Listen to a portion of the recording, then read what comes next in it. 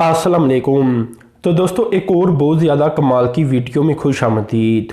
देखें दोस्तों, मालूमात तो मैं आपको देने जा रहा हूँ, थंबनेल के ज़रिए आपको पता चल चुका होगा कि ये वीडियो किस मुतल्लक है, लेकिन एंड तक मैं आपको असल में माजी भी बताने जा रहा हूँ, जो हाल में जो डेवलपमेंट हुई है वो भी बताने जा रहा हूँ, और फ्यूचर के अंदर कौन से ऑप्शन पाकिस्तान के पास रहेंगे कि पाकिस्तान कराची सर्कुलर रेलवे को रिवाइव कर सके। तो ये सब कुछ मैं आपको बताने जा रहा हूँ इस वीडियो के अंदर, इसलिए सिर्फ छोटी सी मालूमात नहीं होगी, वीडियो लेंथी हो सकती है लेकिन इंशाल्लाह बहुत कमाल की होगी।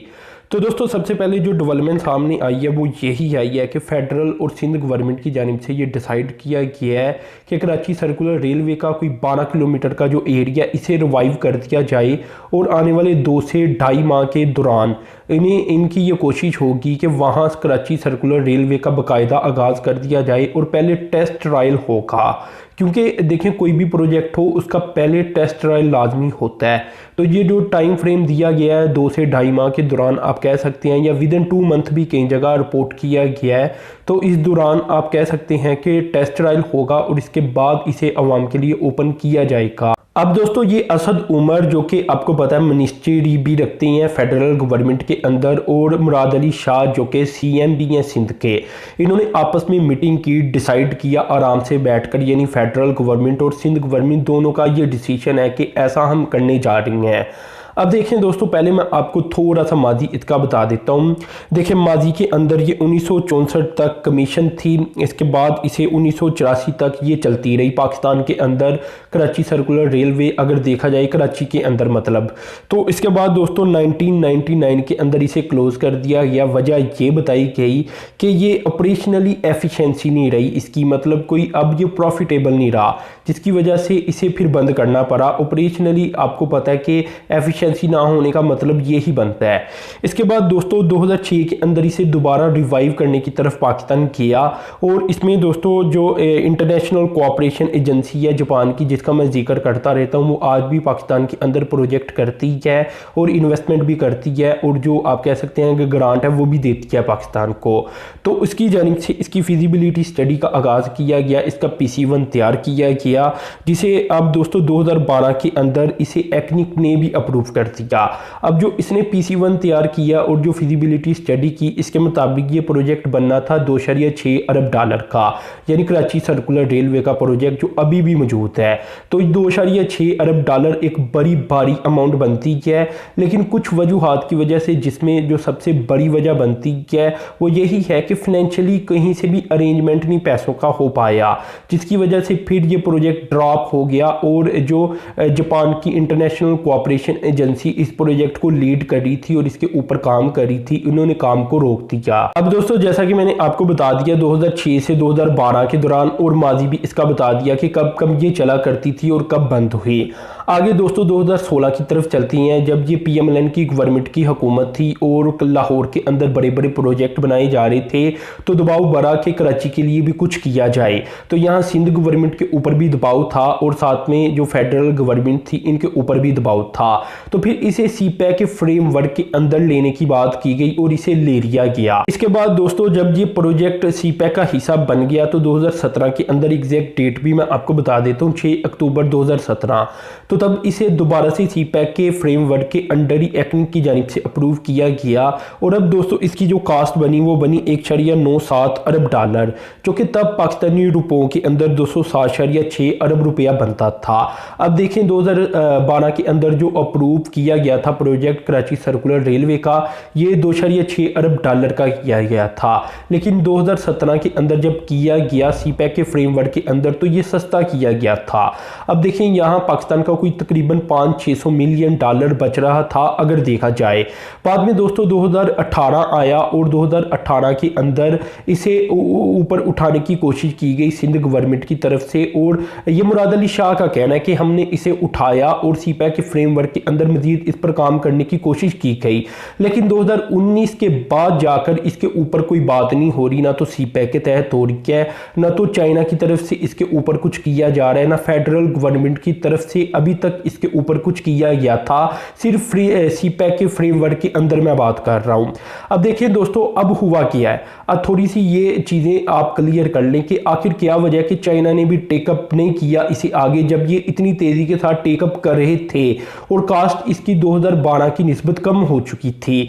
इसमें दोस्तों अब दो चीज़ें हैं। एक तो ये है कि आपको पता है कि जब से आसिम सलीम बाजवा साहब आए हैं तब से सी पैक में थोड़ी सी जान पड़ी है। मैं अभी भी अपने वही पुराने वाले मौक़िफ़ के ऊपर कायम हूँ कि 2018 के बाद सी पैक के ऊपर तेज़ी के साथ काम नहीं हुआ, कोई भी नया प्रोजेक्ट लॉन्च नहीं हुआ। हाँ, अब लॉन्च होंगे, कुछ एग्रीमेंट साइन हो गई हैं और वो आसिम सलीम बाजवा के सी पैक अथॉरिटी संभालने के बाद हुए हैं। तो पहली बात तो ये बन जाती है कि चाइना देखा जाए तो थोड़ा बहुत नाराज नज़र आता रहा है हमें 2018-19 के अंदर, जिसकी वजह से बहुत सारे प्रोजेक्ट के साथ साथ सी पैक का ये भी प्रोजेक्ट जो कि कराची सर्कुलर रेलवे का प्रोजेक्ट है टेकअप नहीं किया गया। दूसरा रीज़न दोस्तों, पाकिस्तान ने इस अर्जे के दौरान 2018 के बाद डॉलर को बड़ा डीवैल्यू कर दिया है। अब ये जो 1.9 अरब डॉलर मैंने अभी आपको बताया, ये किसी ज़माने में 207 अरब रुपया बनता था जब ये अप्रूव किया गया था 2017 में। लेकिन दोस्तों आज के रेट के हिसाब से तो ये 300 अरब रुपया भी नहीं बनता, 350 अरब रुपया भी शायद ना बनता हो। आप खुद ही ज़रब दे लें, 165 रुपये का भी आप डॉलर लगा लें तो 2 अरब डॉलर के साथ अब ज़रब दें, आपको रकम निकल कर सामने आ जाएगी कि कितनी बड़ी रकम ये बन जाती है। अब दोस्तों आगे बात को बढ़ाता हूँ। 36 माह के अंदर सी पैक के फ्रेमवर्क के अंदर ये लिखा गया था और बताया गया था कि मुकम्मल किया जाएगा। 43.13 किलोमीटर का ये प्रोजेक्ट था। इसमें 14.95 किलोमीटर ग्राउंड के ऊपर था सीधा सीधा और बाकी फ्लाईओवर एलिवेटेड एरिया बन जाता था 28.18 किलोमीटर। तो ये बड़ा एरिया एलिवेटेड था, जिस तरह आप कह सकते हैं कि लाहौर की मेट्रो ट्रेन है। यानी एक जदीद किस्म का निज़ाम चाइना पाकिस्तान को देना चाहता था सी पैक के तहत।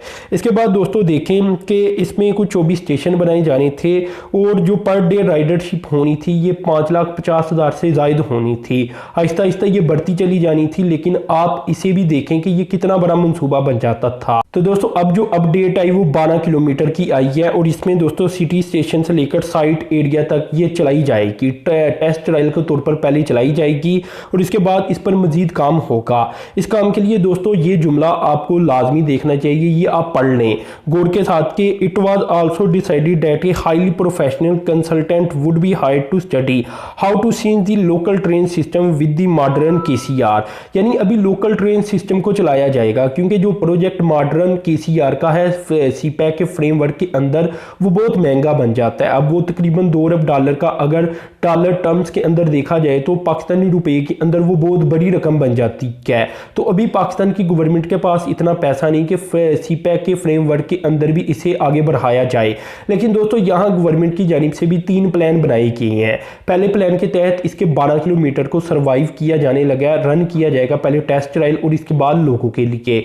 इसके बाद दोस्तों दूसरे फ्रेमवर्क के अंदर जो फेज होगा उसमें सी पैक से ही इसे टेकअप किया जाएगा और सी पैक के तहत चाइनीज लोन के तौर पर इसे चाइनीज लोन से ही इसे बनाया जाएगा और इसका जो ब्रिजेस होगा और जो एलिवेटेड एरियाज होगा वो कंस्ट्रक्ट किया जाएगा, नई ट्रेन को लाया जाएगा और इस तरह ये सेकंड फेज के अंदर इसे बिल्ड किया जाएगा। और तीसरे फ्रेमवर्क के अंदर दोस्तों बाकायदा इसकी भी एक अथॉरिटी कह लें या एक बाकायदा अदारा बनाकर इसे रन किया जाएगा, लोगों को ट्रेन किया जाएगा, जदीद मशीनरी इंपोर्ट करके लगाई जाएगी, जिस तरह मेट्रो ट्रेन लाहौर बन जाती है। तो इस तरह गवर्नमेंट की अब प्लानिंग है कि पहले खुद ही इसे सुप्रीम कोर्ट के आर्डर के मुताबिक रन करने की कोशिश की जाए, इसके बाद सी पैक से टेकअप किया जाए। लेकिन अब बातें यहाँ दो बन जाती हैं कि क्या चाइना इसे टेकअप करेगा भी यानी मिलकर पाकिस्तान के साथ। अगर नहीं करता तो यहाँ गवर्नमेंट की प्लानिंग ये है कि अपने रिसोर्सेज से ही इसे कोशिश की जाएगी बिल्ड करने की, या किसी और से कर्जा लेकर इसे बनाया जाएगा फ्यूचर के अंदर। लेकिन दोस्तों ऐसा लगता है कि हालात बेहतर होते ही जो केसीआर का असल मंसूबा है वो दोबारा से बहाल होगा और सी पैक के तहत ही वो बना दिया जाएगा। तो ये सारी मालूमात मैंने आपसे इसलिए शेयर की कि आपको पता होना चाहिए कि पाकिस्तान का अगर ये मंसूबा यानी केसीआर का जो कराची के लिए इंतहाई अहम तरीन मंसूबा है वो लेट हुआ है तो इसके पीछे रीजंस क्या है, और फ्यूचर के अंदर भी अगर लेट होगा तो इसके पीछे जो रीज़न बनती हैं वो क्या बनती हैं। तो खैर दोस्तों आपने वीडियो को लाइक शेयर और कमेंट कर देना। अब तक के लिए इतना ही था। अल्लाह हाफिज़।